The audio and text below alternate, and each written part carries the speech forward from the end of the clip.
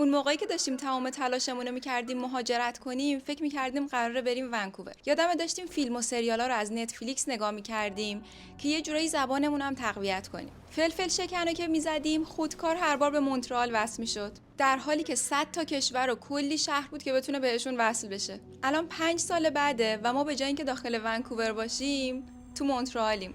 و با اینکه آدم خرافاتی نیستم، بعضی وقتا بهش فکر میکنم و میگم آیا واقعا این سرنوشت بود یا کاملا اتفاقی پیش اومده. شایدم ذهنم دنبال یه پترن میگرده. اینو گفتم یاد بازی جرنی افتادم. ژانر ماجراجویی و اکتشاف داره. گرافیک آرتیستیک و مینیمالش باعث شده اصلا یه جذابیت خاصی پیدا کنه و در واقع توی یه بیابون به یه سفر عجیب و جالب میرین که نمیدونین آخرش چی میشه. درست مثل سفری که ما اومدیم. قطعاً این یکی از بازیاییه که همه جوره بهتون پیشنهاد میکنم. یه شانسی بهش بدین. همونطور که میدونین من آوام، اینجا هم کانال یوتیوب من سیلور آواه.